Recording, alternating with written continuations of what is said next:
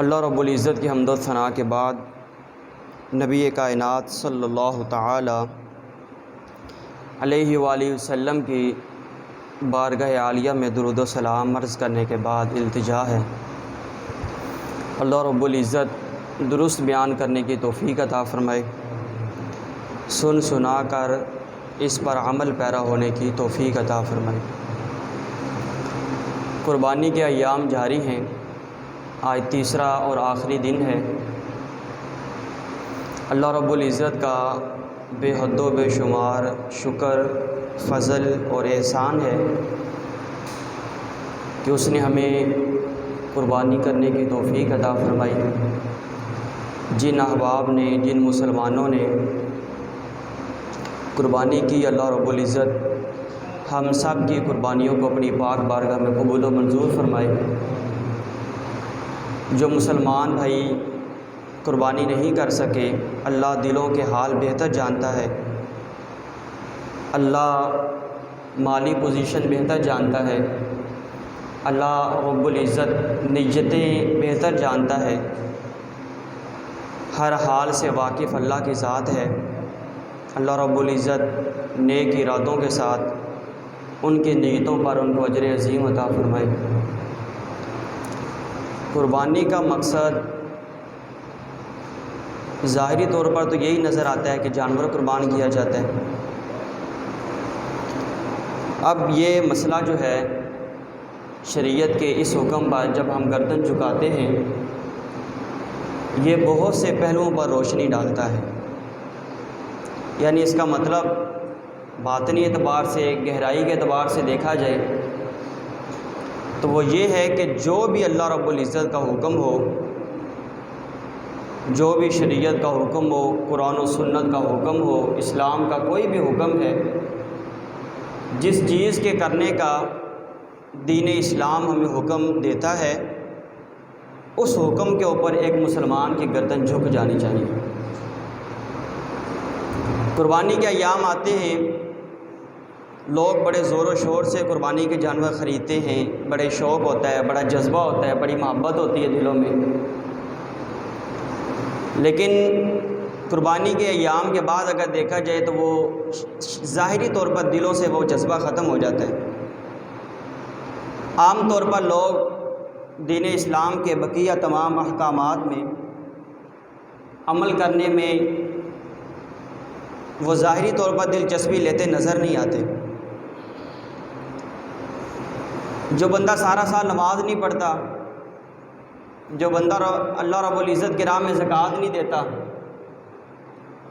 جو بندہ ساری زندگی لوگوں کی بدخوئیاں بیان کرتے باز نہیں آتا، جو بندہ لوگوں کے کردار کشی کرتے ہوئے باز نہیں آتا، حالانکہ یہ جرم اپنی جگہ پر ہے، اس کے باوجود وہ قربانی کرتا ہے تو قربانی تو قبول ہے، یعنی قربانی تو ہو جائے گی، قبول تو اللہ رب العزت کی ذات نے کرنی ہے۔ لیکن یہ جو خرابیاں ہیں ہمارے اندر، نماز نہ پڑھنا، لوگوں کی کردار کشی کرنا، لوگوں کے عیب بیان کرنا، بدخوئیاں کرنا، بد زبانی کرنا، بد کلامی کرنا، کیا یہ تمام چیزیں ان سے بچنے کا دین اسلام ہمیں حکم نہیں دیتا؟ ہم قربانی کرتے ہیں، شریعت نے حکم دیا ہے، دین اسلام نے حکم دیا ہے، کیا ان تمام چیزوں سے بچنے کا دین اسلام نے حکم نہیں دیا؟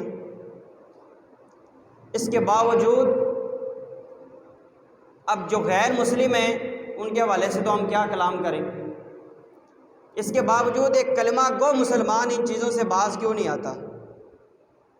کیا اس کو اس چیز کا پتہ نہیں ہے کہ گالی گلوچ کرنا برا ہے؟ اسلام اس چیز کی اجازت نہیں دیتا۔ اسلام کیا، اخلاقیات اور انسانیت بھی اس چیز کی اجازت نہیں دیتی۔ یعنی دین اسلام سے ہٹ کر کسی اور مذہب کے اندر بھی آپ دیکھیں نا تو گالی دینا یہ بڑا عیب شمار کیا جاتا ہے، کردار کشی کرنا، اس کے علاوہ دیگر معاملات ہیں، چوری، زنا، سود خوری، یہ سب چیزیں دین اسلام ان چیزوں سے بچنے کا حکم دیتا ہے، لیکن اس کے باوجود آج کا مسلمان ان چیزوں سے غافل ہے۔ حضرت سیدنا، آپ کو ایک بڑا دلچسپ واقعہ سناتا ہوں۔ حضرت سیدنا ابراہیم خلیل اللہ علیہ نبینا علیہ الصلوۃ والسلام نے ایک دفعہ 4 پرندے ذبح کیے، اب اس میں واقعات مختلف ہیں کہ ابراہیم علیہ السلام نے ان 4 پرندوں کو ذبح کیوں کیا، اس میں بھی روایات مختلف ہیں، اور یہ 4 پرندے تھے کون سے، اس میں بڑا اختلاف ہے۔ تفسیر سالبی وغیرہ میں بیان کیا گیا کہ ایک دفعہ، یعنی پہلا قول یہ ہے، ایک دفعہ حضرت ابراہیم علیہ السلام جا رہے تھے، سمندر کے کنارے پہنچے، وہاں پر دیکھا کہ ایک لاش وہ زمین کے اوپر گری پڑی ہے۔ سمندر کا آپ نے دیکھا ہوا ہے، سمندروں کا، دریاؤں کا پانی کبھی چڑھتا رہتا ہے کبھی اترتا رہتا ہے۔ جب پانی چڑھتا تو وہ پانی لاش کے ساتھ لگتا۔ ابراہیم علیہ السلام نے دیکھا کہ اس لاش کو سمندر کی مچھلیاں کھانا شروع کر دیتی۔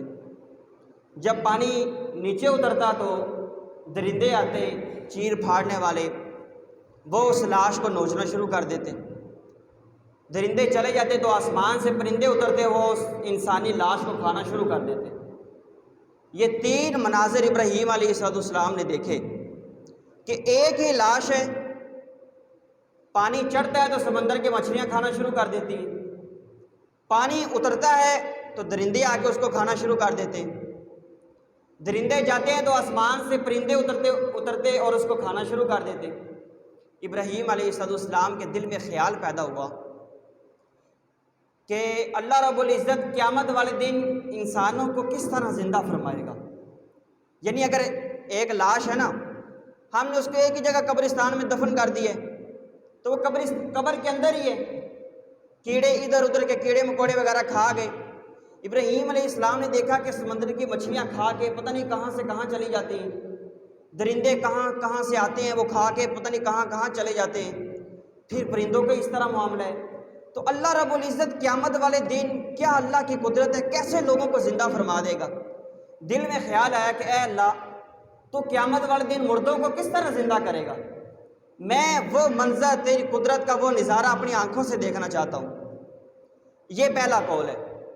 دوسرا قول یہ ہے کہ نمرود کے دربار میں ابراہیم علیہ السلام نے جب یہ کہا نا کہ میرا رب وہ ہے جو مردوں کو زندہ کرتا ہے اور عدم سے وجود بخشتا ہے، مفہوم ہے، یعنی زندگی دینا، موت دینا، یہ اللہ رب العزت کے دستے قدرت میں ہے۔ نمرود نے آگے سے کہا، یہ بھی تفسیر سالبی میں دوسرا قول موجود ہے، نمرود نے آگے سے کہا کہ آپ کا رب زندگی دیتا ہے، موت دیتا ہے، کیا موت کے بعد جو زندگی دینے کا معاملہ ہے، کیا وہ بھی آپ نے اپنی نظر سے مشاہدہ کیا ہوا ہے؟ اب قیامت والا دن تو ظاہر ہے ایک انسان نے تو نہیں دیکھا نا، ابھی آیا نہیں ہے۔ اگر کسی نبی کے اوپر وہ غیب کے پردے ہٹا دیے جائیں تو وہ تو ایک علم غیب ہے، غیب کا ایک منظر ہے جو اللہ نے اپنے نبی کے سامنے مشاہدہ کروا دیا بس، ورنہ دنیا کی زندگی کے اندر قیامت کا منظر تو پیش نہیں ہے نا۔ نمرود نے کہا کہ آپ نے وہ منظر دیکھا ہوا ہے۔ اب ابراہیم علیہ السلام نے یہ نہیں کہا کہ میں نے دیکھا ہوا ہے، کیونکہ قیامت تو ابھی آئی نہیں ہے۔ ابراہیم علیہ السلام نے دوسری دلیل دے دی جس کے اوپر وہ مبہوت اور خاموش ہو گیا۔ فرمایا میرا رب وہ ہے جو مشرق سے سورج کو طلوع کرتا ہے، مغرب میں غروب کر دیتا ہے۔ اگر تو خدائی کا دعوے دار ہے تو مغرب سے طلوع کر دے۔ یہاں پر ابراہیم علیہ السلام نے یہ نہیں فرمایا کہ میں نے وہ منظر اپنی آنکھوں سے دیکھا ہوگا کہ مردے کیسے زندہ ہوں گے۔ علماء نے بیان فرمایا کہ پھر اس واقعے کے بعد ابراہیم علیہ السلام کے دل میں خیال آیا کہ یہ منظر اللہ رب العزت کی بارگاہ میں دعا کرتا ہوں کہ اللہ یہ غیب کا منظر میری نظروں کے سامنے ظاہر فرما دے۔ ابراہیم علیہ السلام نے وہ دعا کی تو وہ پرندوں والا واقعہ ہو گیا۔ پرندوں والا واقعہ بیان کرتا ہوں آگے۔ تیسرا قول حضرت سیدنا سعید بن جبیر رضی اللہ تعالیٰ عنہ ان کا ہے۔ وہ فرماتے ہیں کہ ابراہیم علیہ السلام بہت زیادہ غیرت کرنے والے تھے، غیرت اور حمیت اور شرم و حیا کے پیکر تھے۔ جب گھر سے باہر نکلتے نا تو ابراہیم علیہ السلام کنڈی لگا دیتے یا دروازہ بند کر دیتے، تاکہ غیرت کی وجہ سے، یہ غیرت کا تقاضا ہی تھا کہ دروازہ بند کر دیتے تھے کہ گزرنے والے کسی کی نظر نہ پڑے۔ ابراہیم علیہ السلام ایک دفعہ گھر سے باہر نکلے تو اللہ رب العزت نے ابراہیم علیہ السلام کو اپنے خلیل کے منصب پر فائز کیا، اپنا خلیل بنا لیا۔ حضرت سیدنا اسرائیل علیہ السلام جو ہماری روح قبض کرتے ہیں، انہوں نے کہا کہ باری تعالیٰ مجھے اجازت دے کہ میں جاؤں اور تیرے نبی حضرت ابراہیم علیہ السلام کو اس چیز کی بشارت دوں کہ اللہ رب العزت نے آپ کو اپنا خلیل اور دوست بنا لیا ہے۔ اسرائیل علیہ السلام آئے، اب ظاہر ہے فرشتوں کے لیے تو کوئی دیواریں رکاوٹ نہیں رکھتی نا، یہ دروازے انسانوں کے لیے ہیں، فرشتوں کے لیے تھوڑے۔ ابراہیم علیہ السلام گھر سے باہر گئے ہوئے تھے، اسرائیل علیہ السلام گھر میں آئے، گھر میں موجود ہیں۔ ابراہیم علیہ السلام تشریف لائے تو دیکھا کہ گھر میں ایک مرد موجود ہے، انسانی لباس میں، چونکہ اسرائیل علیہ السلام تھے، بندہ موجود ہے۔ ابراہیم علیہ السلام نے غیرت کرتے ہوئے کہا کہ تجھے میرے گھر میں آنے کی اجازت کس نے دی ہے؟ مطلب ایک کسی دوسرے شخص کے گھر میں کیوں آیا ہے؟ اسرائیل علیہ السلام نے کہا کہ مجھے اس مالک نے اس گھر میں آنے کی اجازت دی ہے جو حقیقی طور پر اس گھر کا مالک ہے۔ اسرائیل علیہ السلام کے اس جواب کو سن کر ابراہیم علیہ السلام سمجھ گئے کہ یہ فرشتہ ہے، تو بات چیت ہوئی۔ حضرت اسرائیل علیہ السلام نے کہا کہ اللہ رب العزت نے آپ کو اپنا خلیل بنایا ہے۔ ابراہیم علیہ السلام نے پوچھا کہ اس کی نشانی کیا ہے؟ مطلب مجھے اللہ نے اپنا بڑا محبوب دوست بنایا، اپنا خلیل بنایا، اس کی نشانی کیا ہے؟ اسرائیل علیہ السلام نے کہا اس کی نشانی یہ ہے، ویسے تو نبی کی دعا قبول ہی ہوتی، اس کی نشانی یہ ہے کہ آپ اللہ رب العزت سے جو مرضی سوال کریں، جو مرضی خواہش کا اظہار کریں، اللہ رب العزت فوری طور پر آپ کے سامنے اس خواہش کو پورا کر دے گا۔ ابراہیم علیہ السلام نے کہا کہ میری خواہش یہ ہے کہ اللہ میرے سامنے وہ منظر ظاہر کر دے کہ اللہ مردوں کو کیسے زندہ کرے گا۔ اب یہاں پر یہ 3 قول تھے جو میں نے بیان کر دی۔ ابراہیم علیہ السلام نے یہ خواہش کی، پھر تیسرے بارے میں اللہ رب العزت نے تفصیل بیان فرما دی، رب ارنی کیف تحیی الموتى۔ ابراہیم علیہ السلام نے کہا میرے رب مجھے وہ منظر دکھا دے، کیف تحیی الموتى، کہ تو مردوں کو کیسے زندہ کرے گا۔ قال اولم تؤمن، اللہ رب العزت نے فرمایا اے ابراہیم کیا تو ایمان نہیں رکھتا؟ حالانکہ اللہ کو پتہ ہے کہ ابراہیم علیہ السلام اس چیز پر ایمان رکھتے ہیں، اللہ کو پتہ نہیں ہے، پتہ ہے اللہ کو، اس کے باوجود اللہ رب العزت نے ارشاد فرمایا اولم تؤمن۔ اچھا یہاں پر یہ بھی پتہ چل گیا کہ اگر کوئی ذات کسی بارے میں سوال کرتی ہے تو ضروری نہیں ہے کہ وہ ذات لا علم ہے۔ حدیث مبارکہ میں کئی چیزوں کے بارے میں نبی علیہ السلام نے پوچھا، یہ اس طرح ہے۔ ایک دفعہ نبی علیہ السلام نے 4 رکعتی نماز پڑھانی تھی، 2 رکعتوں پر سلام پھیر دیا۔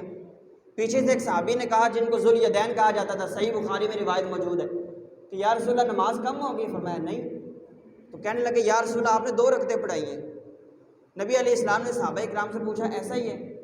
تو یہ سوال کرنا یہ لا علمی کی دلیل نہیں ہوتا ہر وقت۔ اللہ رب العزت نے فرمایا قال اولم تؤمن، اے ابراہیم کیا تو ایمان نہیں رکھتا؟ کیا تجھے اس چیز پر ایمان نہیں ہے کہ میں مردوں کو زندہ کروں گا؟ تو ابراہیم علیہ السلام نے آگے سے عرض کی بلا کیوں نہیں، یعنی یا اللہ میں مانتا ہوں اس چیز کو کہ تو مردوں کو زندہ کرے گا، مردہ جسموں کو زندہ کرے گا، اٹھائے گا، حساب و کتاب لے گا، میں مانتا ہوں اس چیز کو، وَلَٰكِن لِيَطْمَئِنَّ قَلْبِي، لیکن میں نے اس خواہش کا، اس سوال کا اظہار اس لیے کیا ہے کہ اپنی آنکھوں کے سامنے وہ منظر کو دیکھوں تاکہ میرا دل مطمئن ہو جائے۔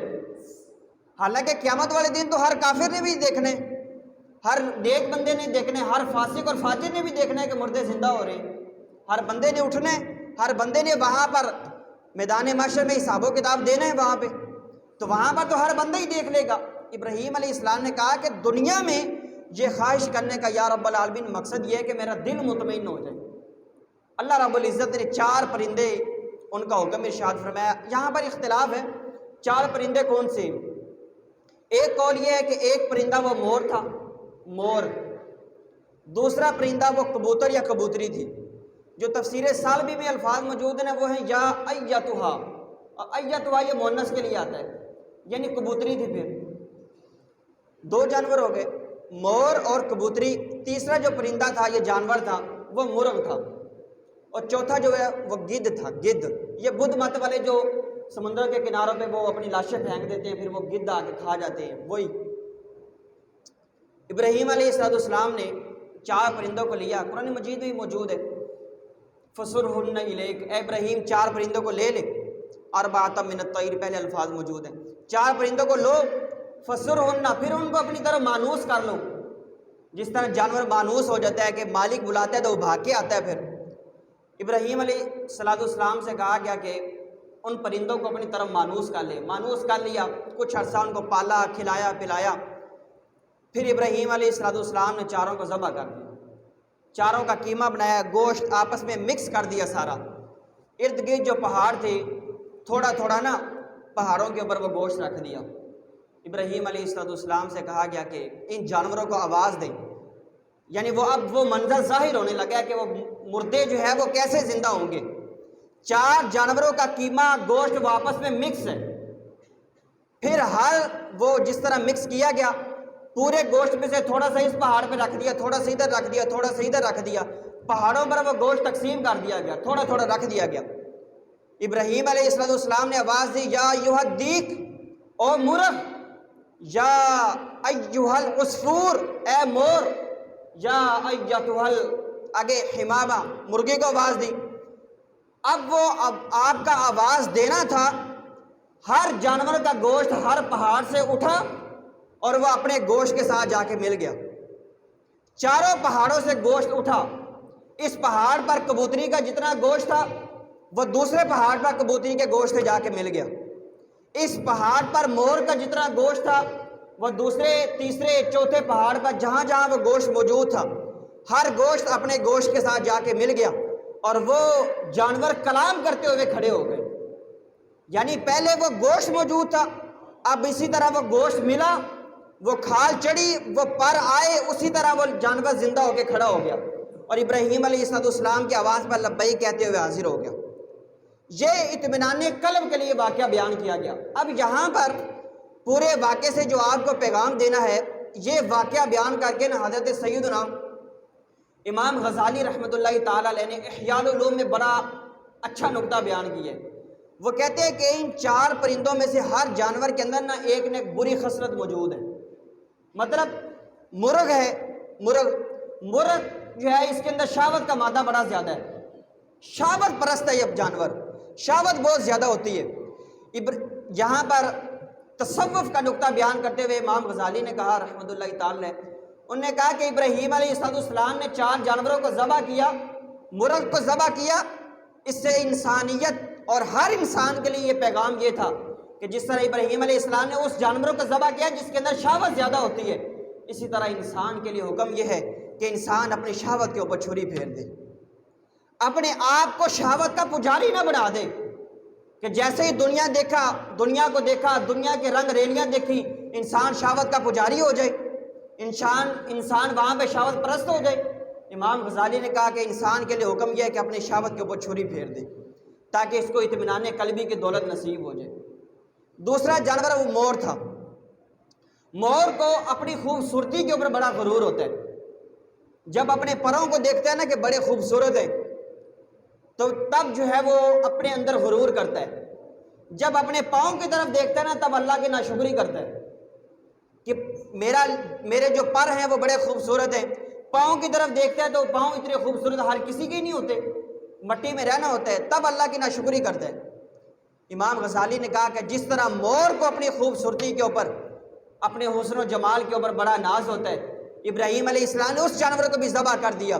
انسان کے لیے یہاں پر پیغام یہ ہے کہ اگر کسی کو اللہ رب العزت نے حسن کی دولت عطا فرمائی ہے تو اپنے حسن کے اوپر کبھی بھی غرور نہ کرے، اور یہ حسن و جمال یہ قبر میں چلا جانا ہے، یہ حسن کے پیکر جو انسان آج دنیا میں موجود ہیں کل قبر کے کیڑے کھا جائیں گے۔ یہ 7 قبرستان موجود ہے، دور جانے کی ضرورت نہیں ہے، اس حسن کو قبر میں کیڑے کھا جائیں گے، تو کس چیز کا غرور ہے ہمیں، کس چیز کے اوپر ہمیں ناز ہے، کس وجہ سے ہم اللہ رب العزت کے احکامات کی نافرمانی کرتے ہیں۔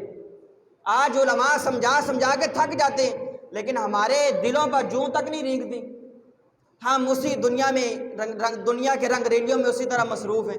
امام غزالی نے کہا کہ انسان کے لیے حکم یہ ہے کہ انسان اپنے حسن و جمال کے غرور پر بھی چھری پھیر دے، عاجز بندہ بن کے دنیا میں رہے، تکبر کس چیز کا کرنا ہے۔ تیسرا جانور یہاں پہ تھا گدھ۔ گدھ کے اندر نا حرص اور لالچ بڑی زیادہ ہوتی ہے، وہ سارا دن کے اندر 50 کلو بھی گوشت کھا جائے گا نا، اس کے سامنے گوشت پھینک دے وہ پھر بھاگ کے اس کے اوپر آ جائے گا۔ امام غزالی نے کہا کہ انسان اپنے دل کے اندر حرص اور لالچ کو کبھی بھی نہ آنے دے۔ آج انسان کے حرص اور لالچ کی کیا بات کریں۔ نبی علیہ السلام نے فرمایا کہ ابن آدم کے پاس سونے کی ایک پوری وادی موجود ہو، اوپر نیچے زمین کی 7 تہوں تک وادی ہے۔ نبی علیہ السلام نے فرمایا سونے کی پوری وادی موجود ہو، ابن آدم کے دل میں پھر بھی یہ بات رہے گی میرے پاس دوسری وادی ہونی چاہیے۔ آسان لفظوں میں کہنے ایک سونے کی پوری بستی موجود ہے، ہر چیز سونے کی بنی ہوئی ہے۔ نبی علیہ السلام نے فرمایا انسان کے دل میں پھر بھی یہ بات رہے گی کہ میرے پاس دوسری بستی بھی ہونی چاہیے۔ آج دنیا میں اس چیز کو دیکھ لیں، ایک مزدور بندہ وہ مہینے کا 20,000 روپے کماتا ہے، اس کے 5 بچے بھی موجود ہیں، اس کی بیوی بھی موجود ہے، وہ گھر کے سارے اخراجات اس 20,000 سے پورے کر لیتا ہے۔ ایک بندہ لاکھوں کروڑوں کماتا ہے، اس کے باوجود وہ کہتا ہے کہ میرے گھر کے اخراجات پورے نہیں ہوتے۔ انسان کے اندر کس قدر لالچ اور حرص موجود ہے دولت کی، یہ انسان کے پیٹ کو قبر کی مٹی کے سوا کوئی دنیا کی چیز نہیں بھر سکتی۔ یہ دنیا کا مال یہ یہیں پہ رہ جانا ہے، یہ دنیا کے رنگ ریلیاں، یہ موج مستیاں، بنگلے گاڑیاں، یہ یہیں پہ رہ جانے ہیں، یہ سونا زیور ہر چیز دنیا میں رہ جانی ہے۔ اور انسان خواہش کرتا ہے میرا نام اونچا ہو جائے۔ آپ اپنی زندگی میں دیکھ لیں، کوئی بندہ مرتا ہے، کوئی بندہ کہتا ہے کہ حاجی صاحب کدھر ہیں، وہ یہی پوچھتے ہیں کہ میت کہاں پڑی ہوئی ہے۔ کسی نے کہا کہ حاجی صاحب کدھر ہیں، میں نے ان کی زیارت کرنی ہے، حاجی صاحب کہا ہے میں نے ان سے ملاقات کرنی ہے، قصہ ختم ہو گیا بس۔ یہ انسان اپنا نام اونچا کرنے کے لیے دنیا میں زندگی گزارتا ہے، اور سب سے پہلے جب انسان مرتا ہے سب سے پہلے انسان کا نام ختم ہو جاتا ہے۔ آپ دنیا میں اپنی زندگی میں دیکھیں کتنے ہمارے نمازی حضرات موجود ہیں، ہمارے رشتہ دار، دوست، بزرگ، احباب، خاندان میں لوگ موجود تھے۔ کسی نے آج تک کہا ہے کہ حاجی صاحب کدھر ہیں، کسی نے کہا ہے مفتی صاحب کدھر ہیں، عالم صاحب کدھر ہیں، قصہ ختم ہو گیا بس۔ یہ دنیا 4 دن، یہ دھوکے کی جگہ دنیا ہے۔ ہر شخص دنیا میں آیا اس مقصد کے لیے کہ میں نے واپس جانا ہے، ہر شخص دنیا میں آیا اس مقصد کے لیے کہ مجھے قبر کے کیڑوں نے کھا جانا ہے۔ ہاں جس کے وجود کو اللہ بچا لے وہ بچا لے، اس میں تو کلام اختلاف ہی نہیں ہے۔ اللہ اپنی قدرت کے مناظر جس طرح چاہے ظاہر کر سکتا ہے۔ یہ 5-6 سال پہلے کی بات ہے، 19 منزلہ عمارت سے چھوٹی نہ بولنے والی بچی گری، اس کو کچھ بھی نہیں ہوا، نہ ہڈی ٹوٹی ہے، نہ اس کو کوئی خراش تک آئی ہے، وہ بالکل زندہ بچ گئے۔ لیکن اس کے باوجود ہم اپنے زندگی میں دیکھ لیں، فرش پہ لوگ گرتے ہیں، وہ ہڈیاں پاؤں ٹوٹ جاتے ہیں، بازو ٹوٹ گیا، گردن ٹوٹ گئی، کمر ٹوٹ گئی، کتنے واقعات دیکھتے ہیں ہم۔ تو اللہ اپنی قدرت کے مناظر جس طرح چاہے جو ہے وہ ظاہر فرما سکتا ہے۔ یہ دنیا دھوکے اور فریب کی جگہ ہے، اس دنیا کی محبت کو اپنے دلوں سے نکال دیں۔ یار مال کے پیچھے بھاگنا ہے، آپ کو اس چیز پہ بھروسہ نہیں ہے کہ اللہ نے رزق کا وعدہ کیا ہوا ہے؟ آپ محنت کریں، اپنے دین سے، اپنے ایمان سے، اپنے اسلام سے غداری کرنے کی کیا ضرورت ہے؟ آپ 5 وقت مسجد میں آئیں، میں دیکھتا ہوں کوئی بندہ جو بندہ کہہ دے کہ میں اللہ کی عبادت تو کرتا ہوں لیکن مجھے رزق کی تنگی ہے، مجھے بتا دے، میں اس کے اخراجات برداشت کر لیتا ہوں۔ لیکن ایسا ہو نہیں سکتا کہ ایک بندہ اپنے آپ کو اللہ کی ذات میں جھکا دے اور اللہ رب العزت اس بندے کو اپنی رحمت سے دور کر دے۔ ہم کتنے گناہ دنیا میں کرتے ہیں، سود ہمارے معاشرے میں کھایا جاتا ہے، حرام خوری، رشوت ہمارے معاشرے میں ہوتی ہے، زنا کے اڈے پاکستان میں، لاہور میں کتنے موجود ہیں، یہ حکومت کی سرپرستی میں موجود ہیں۔ اللہ کا کبھی عذاب آئے؟ بنی اسرائیل کے واقعات پڑھ کے دیکھیں، انسان کے رونگٹے کھڑے ہو جاتے ہیں، عذاب نہیں آتا۔ میں کہتا ہوں اگر بنی اسرائیل میں 50 برائیاں موجود تھیں نا، آج اس معاشرے میں 110 برائیاں موجود ہیں، لیکن اللہ کا عذاب نہیں آتا۔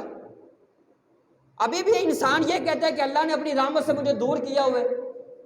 ایک انسان زکوٰۃ نہیں دیتا، اللہ نے اس کو مال کی وسعت دی ہے، اللہ پھر بھی اس کے مال کو برباد نہیں کرتا۔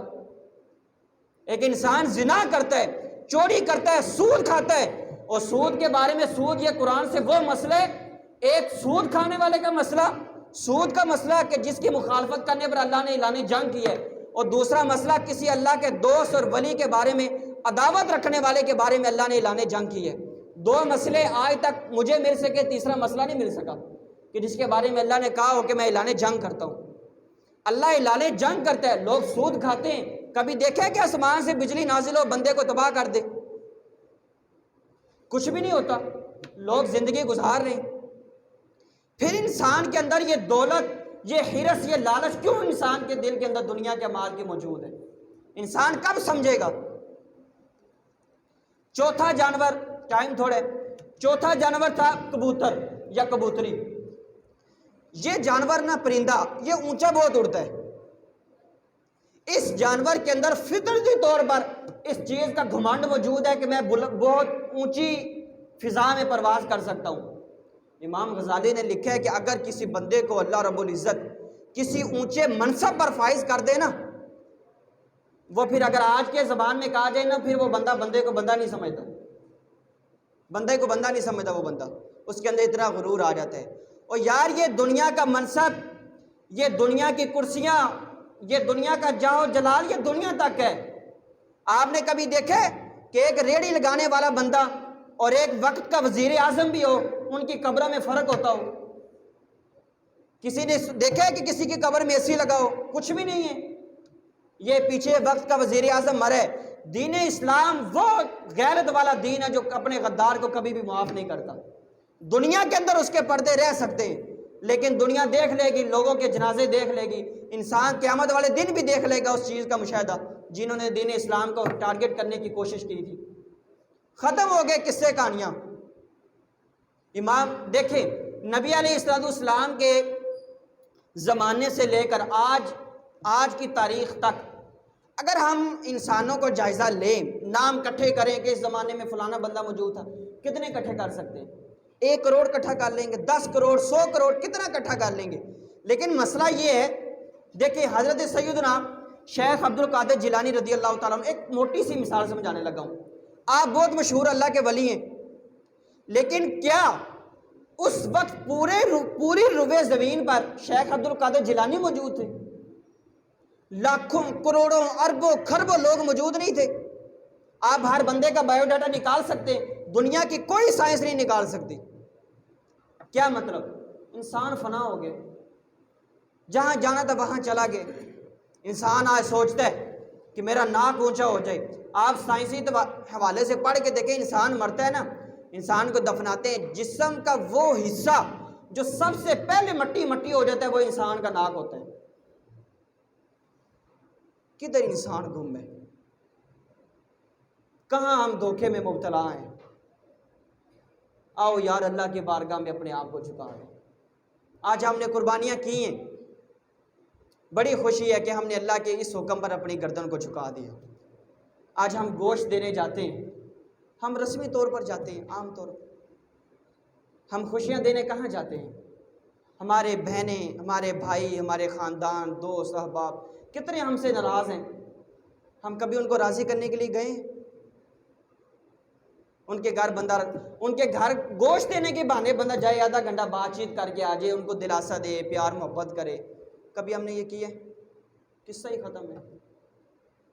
ہماری کتنی بہنیں ہم سے ناراض ہوں گے، ہمارے کتنے بھائی ناراض ہوں گے، کتنے چچا ناراض ہوں گے، ماموں ناراض ہوں گے، کتنے خاندان کے لوگ ناراض ہوں گے۔ ہم رسمی طور پر گوشت دینے چلے جاتے ہیں، ہم نے ان کے سروں کے اوپر کبھی شفقت کا ہاتھ رکھا ہے جا کے؟ ہمارے خاندان کے کتنے ایسے افراد موجود ہوں گے جو بھوکوں پیاسوں مر رہے ہوں گے بیچارے، ہم نے کبھی ان کے گھر میں جا کے کچھ تعاون کیے؟ ہم قربانی کا گوشت دینے چلے جاتے ہیں، ہم نے ان کے دکھوں اور غموں کا مداوا کے طور پہ کوئی علاج کیے؟ لوگ ہمارے خاندان کے کتنے احباب جو ہے وہ ہم سے ناراض ہوں گے، کبھی ان کو راضی کرنے کے لیے گئے؟ کوئی مسئلہ ہی نہیں ہے، انسان کو پرواہ ہی نہیں ہے۔ انسان غرور و تکبر میں اس قدر وہ دب چکا ہے شاید کہ اس کو اب سر باہر نکالنے کے لیے کوئی عقل نام کی کوئی چیز نہیں مل رہی۔ یا لوگوں کے گھر گوشت دینے جائیں، غرباء کا خیال رکھیں، لوگوں کے اندر خوشیاں بانٹیں، یار پیار محبت اور احساس بانٹیں۔ آپ کے محلے کے اندر، آپ کے ہمسایوں کے اندر کوئی بندہ بھوکا نہ سوئے، ایسا جذبہ ہونا چاہیے مسلمانوں کے اندر۔ آج جن لوگوں کو اللہ رب العزت نے مال کی فراوانی دی ہے، ان لوگوں کو شہر محلے کا پتہ بھی نہیں ہوگا کہ ہمارے محلے میں فلاں شخص اتنا حاجت مند ہے۔ آج ہم سوشل میڈیا پہ دیکھتے ہیں ہمارے حکمرانوں کو، وہ کسی غریب کے گھر دینے جاتے ہیں نا 5-10 ہزار روپے، تو تصویریں بنا کے سوشل میڈیا پر غریب شخص کی عزت کا جنازہ نکال رہے ہوتے ہیں۔ یار آپ نے اللہ کی رضا کے لیے اگر دینا ہے تو دکھانے کی کیا ضرورت ہے؟ نبی علیہ السلام نے فرمایا 7 بندے قیامت والے دن ایسے ہوں گے جو اللہ کے عرش کے سائے کے نیچے ہوں گے، اور ایک وہ بندہ ہے جو اپنے دائیں ہاتھ سے صدقہ کرتا ہے تو اس کے الٹے ہاتھ کو پتہ بھی نہیں ہوتا۔ مقصد یہ ہے کہ اس کے مال کے اندر کوئی ریاکاری نہیں ہوتی، لوگوں کے ساتھ تعاون کرتا ہے، ہمدردی کرتا ہے، صلہ رحمی کرتا ہے، تو وہ لوگوں کو دکھاوے کے لیے نہیں کرتا۔ کوئی بندہ ویسے ہی سلام لیتا ہے کہ اس کے ہاتھ میں دے دے کہ یار گھر کے بچوں کے لیے انتظام کر لینا، آپ کو کیا ضرورت ہے بتانے کی کہ میں نے زکوٰۃ کا مال آپ کو دیے؟ کیا ضرورت ہے بتانے کی؟ آپ عیدی کے طور پر دے دیں کہ یار بچوں کے کپڑے بنا لینا، میری بڑی خواہش تھی، ایسے کر لیں۔ آپ غریب کے بچوں کو کپڑے لے کے دے دیں، آپ غریب کے گھر میں کوئی نہ کوئی چیز بیچ دیں، خوشیاں بانٹیں۔ یہ عید کا تہوار جو دینی تہوار ہے، اس کو باریکی سے دیکھیں۔ صرف جانور قربان کرنا یہ مقصد نہیں ہے، جانور قربان کرنے سے وہ واجب تو اتر گیا، لیکن انسانیت کا جذبہ کب بیدار ہوگا انسانوں کے اندر؟ لوگ کتنے پریشان ہیں، دکھی ہیں، کرونا وائرس کی وجہ سے لوگوں کے روزگار تباہ ہو چکے ہیں۔ یقین کریں، مزدور صبح کو گھر سے نکلتا ہے، شام کو اسی طرح واپس آ جاتا ہے، مزدوری نہیں ملی۔ تو لوگوں کے اندر خوشیاں بانٹنے کی کوشش کریں۔ محلے کے اندر اگر ایسے افراد موجود ہیں جو غریب ہیں، غربا ہیں، ان کے ساتھ ملیں، 5 منٹ بیٹھیں، ان کے لیے کچھ تحفے تحائف لے جائیں۔ یار عید خوشیوں کا موقع ہے، خوشیاں بانٹنے کا دن ہے، آج آخری دن ہے ویسے، تو لوگوں سے ملیں، ملاقات کریں، ان کو خوشیاں بانٹیں، ان سے ان کے دکھوں کو سنیں، ان کے غموں کو سنیں۔ مجموعی طور پر، اجتماعی طور پر میرے حوالے سے کہ کوئی بھی بندہ کوئی بھی حکم کر دے، میں انشاءاللہ حاضر ہوں، انشاءاللہ حاضر ہوں، ہر لمحہ دن رات حاضر ہوں۔ کوئی بندہ اس حوالے سے مجھے تھوڑی سی رہنمائی کر دے۔ خوشیاں بانٹیں، یہ دن بار بار نہیں آتے، یہ زندگی بار بار نہیں آتی۔ لوگوں کے دکھوں کو دور کریں، لوگوں کے غموں کو سمجھنے کی کوشش کریں۔ اللہ رب العزت اس معاملے کو ہمارے لیے ذریعہ نجات بنائے۔